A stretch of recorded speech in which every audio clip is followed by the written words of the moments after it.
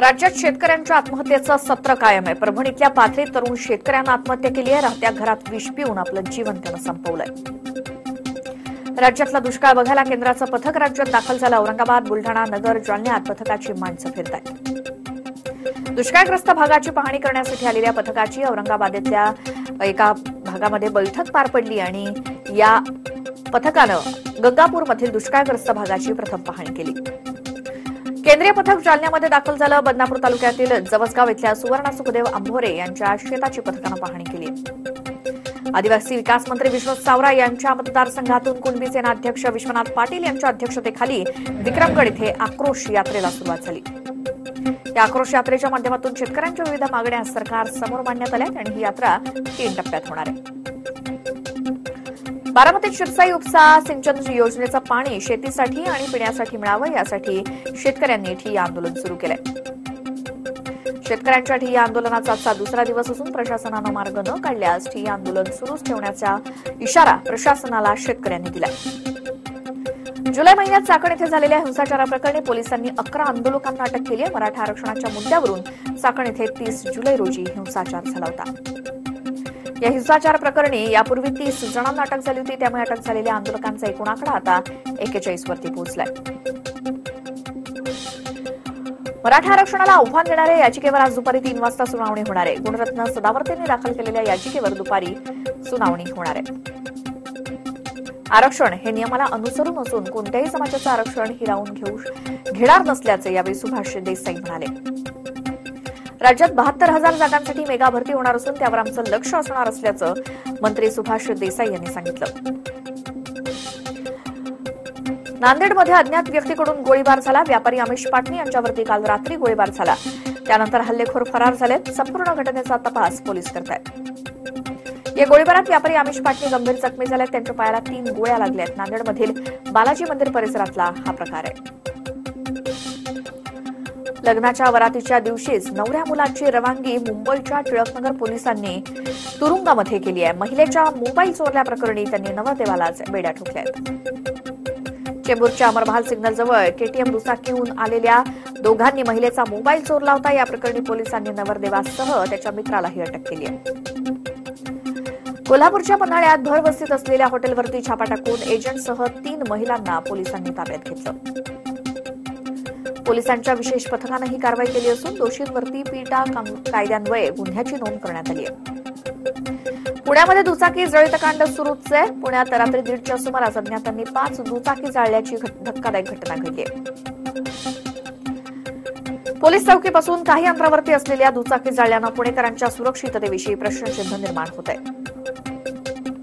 अहमदनगरमधील केडगावात एका 60 वर्षीय इसमाची हत्या करण्यात आली. किरकोळ कारणावरून परप्रांतीय व्यक्तीनं ही हत्या केली आहे. सोलापुरातील बार्शी शहरातील मध्यवस्तीतील माऊली ट्रेडर्समध्ये झालेली चोरी सीसीटीव्हीत कैद झाली. त्या आधारे पोलिसांनी एका चोरट्याला ताब्यात घेतलंय. त्याच्याकडून 2,50,000चा मुद्देमाल जप्त केलाय. चाळीसगावात भरधाव वेगानं धावणाऱ्या बसनं तरुणाला धडक दिली आहे. यात राजेंद्र मोरे या 28 वर्षीय तरुणाचा जागीच मृत्यू झालाय. लाचलुचपत प्रतिबंधक विभागाच्या नागपूर परिक्षेत्राचे अधीक्षक PR पाटील यांच्या विरोधात लैंगिक छळाच्या तक्रारीवरून विनयभंगाचा गुन्हा दाखल झालाय. एसीबीत कार्यरत असलेल्या एका महिला कर्मचाऱ्याच्या तक्रारीची प्रदीर्घ चौकशी केल्यानंतर मंगळवारी रात्री सदर पोलीस ठाण्यात गुन्हा दाखल करण्यात आलाय. अमरावती जिल्ह्यातील चांदूर नगर परिषदेचे वादग्रस्त मुख्याधिकारी मिलिंद दारोकार यांची अखेर बदली करण्यात आली आहे. रत्नागिरीत जिवंत अजगराचा माणूस छळ केल्याची घटना घडली आहे. रत्नागिरीजवळच्या मिरजोळे जांभूळ फाटा या जंगलात हा सगळा प्रकार घडलाय. जांभूळ फाट्याच्या जंगलात काही दिवसांपासून या अजगराला कित्येक दिवस दोरीने झाडाच्या खोडाला बांधून ठेवण्यात आलं होतं. तर अजगराच्या मानेभोवती दोरीचा फास सुद्धा आवळला गेला होता.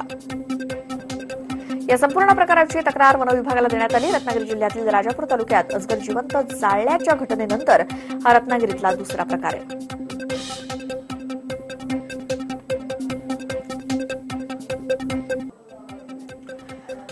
खेड तालुक्यातील चांडोली गावामधील एका सीसीटीव्हीमध्ये रात्रीच्या वेळी बिबट्याचा मुक्त संचार कैद झालाय. गणेश थोरात यांच्या घरासमोरील सीसीटीव्हीमध्ये बिबट्याचा वावर कैद झाला आणि 1 महिन्यापूर्वी याच गावामध्ये बिबट्यानं एका कुत्र्याची शिकार केली होती. सरकारनं 9 महिन्यांपासून 15 वर्ष वयाच्या मुलांना रुबेला लस देण्याची मोहीम हाती घेतली असून त्याला नागपुरात चांगला प्रतिसाद मिळतोय. रुबेला लसीबद्दल काही पालकांमध्ये मात्र संभ्रमाचं वातावरण आहे. हे इंजेक्शन नेमकं कशासाठी याची माहिती त्यांना देण्यात आली नसल्याचं पालकांचं म्हणणं आहे. भारतरत्न डॉक्टर बाबासाहेब आंबेडकर यांचा 62वा महापरिनिर्वाण दिन उद्या आहे. बाबासाहेबांच्या विचार अवलंबावे आणि त्याचबरोबर चैत्यभूमी इथे दर्शन घेण्यासाठी देशभरातून उद्या आंबेडकरी जनता चैत्यभूमीवरती दाखल होते. लाखोंचा आंबेडकरी समुदाय आतापासूनच चैत्यभूमीवरती जमण्यास सुरुवात झाली आहे. आंबेडकरांचे अनुयायी चैत्यभूमीवरती दाखल झाल्यानं त्यांच्या सोयीसुविधांसाठी मुंबई पालिकेची तयारी पूर्ण झाली आहे. लोकांच्या निवासासाठी तात्पुरत्या निवाऱ्याची व्यवस्था पालिकेकडून करण्यात आली आहे. पालिकेच्या शाळेतही नागरिकांसाठी निवाऱ्याची व्यवस्था करण्यात आली आहे.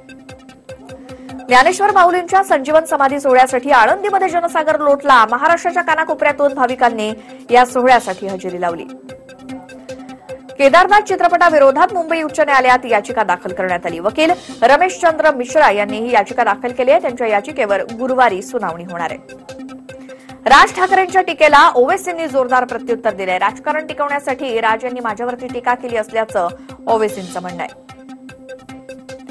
मुंबई उपनगरातील वीज ग्राहकांना अदानी कंपनीकडून आकारण्यात आलेले वाढीव वीज दर तसंच प्रत्यक्ष मीटर रिडिंग न घेताच वीज बिलं देण्यात आल्याच्या तक्रारींची राज्य सरकारनं गंभीर दखल घेतली आहे. याबाबत तातडीनं वीज नियामक आयोगाकडे अर्थात MERCकडे दाद मागितली जाणार आहे.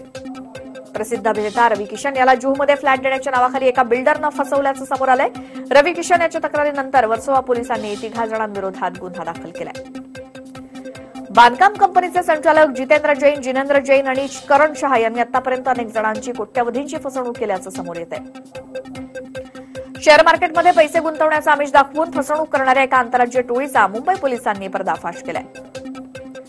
पिता राकेश अग्रवाल आणि मुलगा चंपल अग्रवाल अशी दोघांची नावं असून त्यांनी आतापर्यंत अनेकांना फसवलंय. देशी दारू आणि विदेशी दारूचं बनावटीकरण करणाऱ्या टोळीला जालना गुन्हे शाखेच्या पथकानं अटक केली आहे. त्यांच्याकडून एकूण 2,28,000 रुपयांचा माल हस्तगत करण्यात आलाय. आरोपींनी बनावट दारूसाठी गोडाऊन तयार केलं होतं. गोडाऊनमध्ये दारूच्या बाटल्यांवर स्टिकर लावण्याचं काम केलं जात असताना पोलिसांनी गोडाऊनवरती धाड टाकली.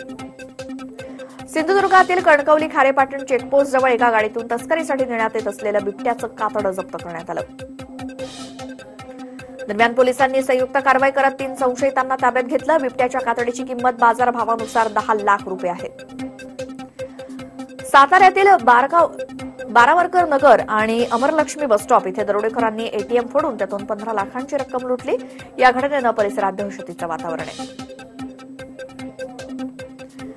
विशेष म्हणजे चोरी करताना परिसरातील सीसीटीव्हीवर आरोपींनी कापड लावल्यामुळे आरोपी शोधण्याचं मोठं आव्हान सातारा पोलिसांसमोर आहे. नाशिक शहरात वाहनांच्या बॅटऱ्या चोरणाऱ्या महिलांच्या टोळीला जेरबंद करण्यात मुंबई नाका पोलिसांना यश आलंय. मध्यरात्री सापळा रचून या महिलांना अटक करण्यात आली. या महिला वाहनांमधील बॅटरीची चोरी करायच्या. त्यांच्याकडून 6 वाहनांच्या बॅटरी सुद्धा जप्त करण्यात आल्या. शहापूरमध्ये ज्ञानेश्वर गोळे यांनी वादातून कंटाळून आत्महत्या केली. दिलीप घोडविंदे हा त्यांच्या शेजारी राहत असून जुन्या वादातून गोळे यांना घरात घुसून मारहाण केली होती. जोपर्यंत आरोपीला ताब्यात घेत नाही तोपर्यंत बॉडी ताब्यात घेणार नसल्याचा पवित्रा त्यांच्या नातेवाईकांनी घेतला.